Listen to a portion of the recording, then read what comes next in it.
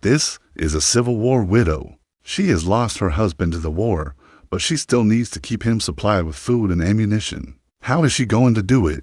It's a great question, but today we are going to answer it.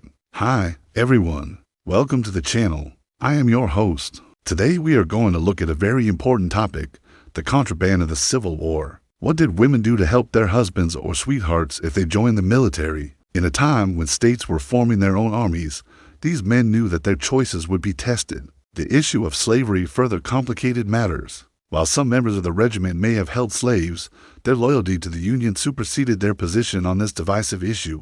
These weapons were not standard issue and provided a glimpse into the resourcefulness of the Union Army. Some carried muskets like the M1841 Mississippi rifle, a muzzle-loading percussion weapon adopted by the U.S. Army in 1841. They were tokens of their individual stories, reflecting the personal journeys that had brought them together under the banner of the 1st Alabama Cavalry. At this point in the war, Sherman had established himself as a brilliant and ruthless tactician. The assignment of the 1st Alabama Cavalry as his escort speaks volumes about the importance of security during the march. It was not enough for Sherman to be concerned with Confederate military forces. He also had to worry about potential assassins or individuals who might try to disrupt his campaign. The 1st Alabama Cavalry was tasked with ensuring his safety throughout the duration of the march. Ambushes by Confederate guerrillas, charges by mounted infantry, and attempts by special missions to infiltrate Sherman's camp were just some of the threats they had to overcome.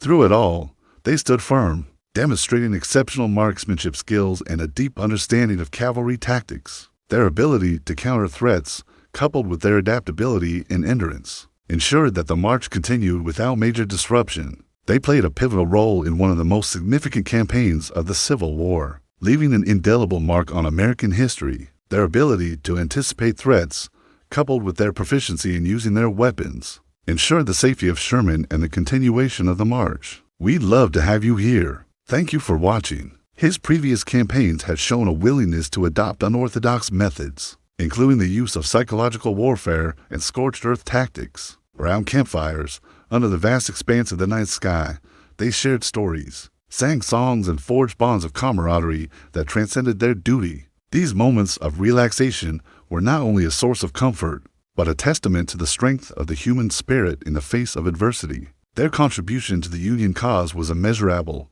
and yet their story remains largely untold. These Alabamian soldiers embodied the complexities of the war, exemplifying the idea that loyalty and identity often defied geographical boundaries. They were not just soldiers, they were pioneers of a new way of thinking, proving that principles and beliefs could unite individuals from all parts of the nation. He needed an elite unit to accompany him on his upcoming campaign, and he chose the 1st Alabama Cavalry because of their reputation for bravery and reliability. This event, immortalized in paintings and literature, showcases the bravery of the entire Union force, with the 1st Alabama Cavalry playing a pivotal role in securing a safe passage. These rifles were accurate and reliable, qualities that were essential for the cavalry scouting and reconnaissance missions. Others may have had shotguns, useful for close-quarters fighting and for dispatching game when food was scarce. And many carried pistols, either as backup weapons or as a means of self-defense during long marches. They were responsible for guarding Sherman,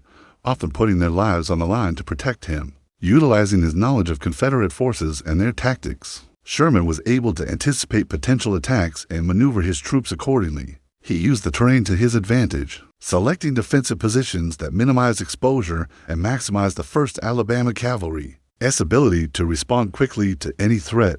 Additionally, they had to endure the same hardships faced by the rest of Sherman's army, including exposure to the elements, scarcity of supplies, and the constant threat of battle. Despite these challenges, the 1st Alabama Cavalry performed their duty with distinction, showcasing courage and resilience that made them an integral part of Sherman's army. They believed that the preservation of the Union was more vital than the defense of slavery. So when the call for troops came, these men answered, choosing to join the Union Army rather than the Confederate forces. Being assembled by their own state, they left their homes and farms, leaving behind the familiar landscapes of Alabama to take up arms against their own state.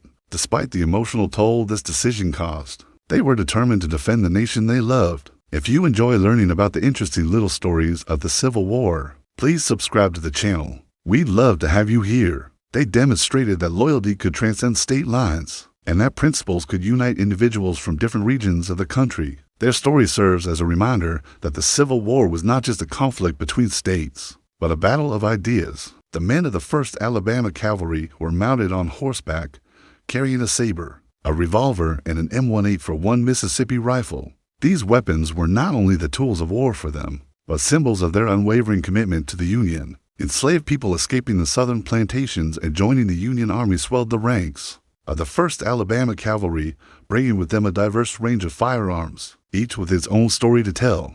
Captured Confederate weapons also became part of the regiment's arsenal, bearing silent witness to the battles they had seen. Made up primarily of white Alabamians who refused to accept secession, the regiment played a crucial role in several major campaigns, most notably serving as part of General William T. Sherman's escort during his famous March to the Sea. But where did these men come from, and how did they acquire such essential military gear? The 1st Alabama Cavalry Regiment was a unique unit in the Civil War. For many, the origins of the 1st Alabama Cavalry can be traced back to the pre-war period. The regiment was formed largely from men who lived in northern Alabama, an area that had stronger ties to the commercial and industrial interests of the North than their counterparts in the South. Many of these men were farmers or plantation owners, but unlike their fellow Southerners, they had developed a strong sense of identity outside the traditional regional boundaries. For them, allegiance to the Union represented a way of life that transcended local politics. They were Americans first and foremost,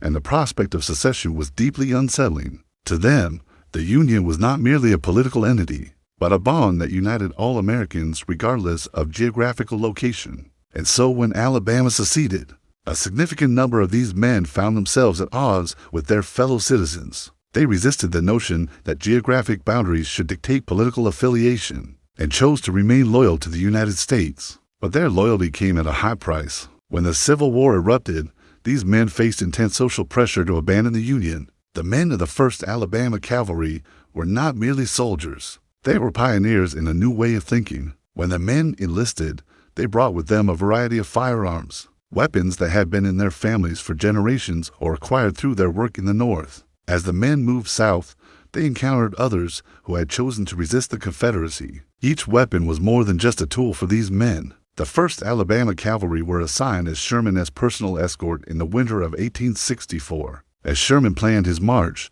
he knew he would face stiff resistance. Life on the march was arduous for the 1st Alabama Cavalry. Their presence beside Sherman during the historic crossing of the Savannah River was a testament to their dedication. During the march, Sherman and his officers devised innovative ways to counter threats to their security. As the march continued, the 1st Alabama Cavalry faced numerous challenges that tested their mettle. Despite the constant pressure to maintain security, the men of the 1st Alabama Cavalry found moments of respite. The 1st Alabama Cavalry was instrumental in the success of Sherman's mission.